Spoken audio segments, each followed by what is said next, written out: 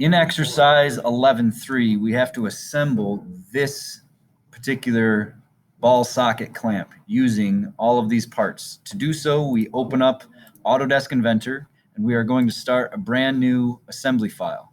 So I go to New, English US, Standard IAM. It stands for Inventor Assembly. I create that file, and then I will start adding in my parts one at a time. I need to go to the Place tool to add parts. You need to locate and find exercise 11.3 within your computer. It's on my desktop in the engineering graphics folder. And the first part that is brought in is the rod. As you bring that part in, it floats around the screen. Left click to place it once, press escape because you only need one of them. Next, you're going to use the orbit tool, and you're going to orbit this thing so it's vertical. After I orbit it, I'm going to go to a corner of my cube up here, which represents an isometric view.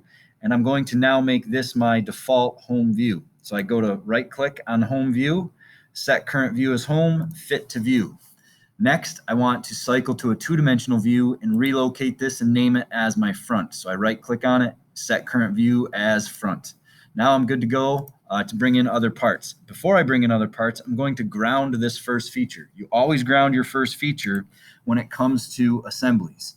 So I right click on the rod in the browser area, and there's going to be an option to ground it. What that does is it takes away its degrees of freedom. So it can no longer move on the X, Y, or Z axis, and it cannot rotate on the X, Y, or Z axis. It's completely fastened in place. You only ground one part per assembly. Next, we place the ball socket. That gets brought in, left click once, and then you can press escape.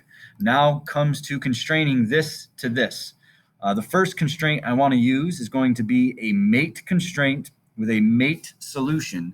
Pay attention, there's always going to be types and solutions. So it's going to be a mate with a mate solution, and I'm going to align their center lines. In all cylindrical objects, you have center lines. So here it is, the center line for this goes with the center line of this. So it's going to automatically come up. It looks like it's upside down. So I'm just going to hit this aligned option. So there's a couple of different options, opposed and aligned. I will apply that constraint. So right now, this ball socket will be constrained, but it can still move up and down. In real life, this couldn't happen. This couldn't move down into this. So we have to make one more constraint. What I'm going to do next is go back to my constrain tool. I'm going to use the mate option again, and I may have to use the flush solution. We'll see.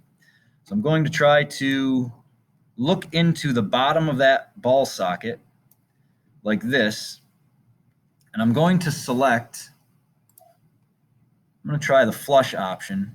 There is a little feature in here that I'm going to try to select. And I'm going to try to flush that with this piece. Almost looks like it goes down too far, so I may have to recheck my. Yes.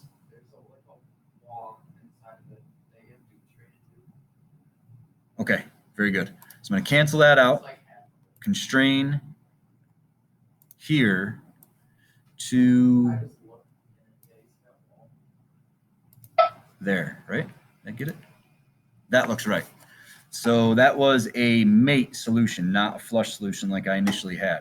I will apply, and now this thing can rotate, which is actually true. The next thing to be brought in will be the clamps. You can bring in both left and right clamps if you like. And there it is. These clamps will have two constraints on them. The first constraint will use these work axes that are already visible for us. So the work axis here and the work axis here.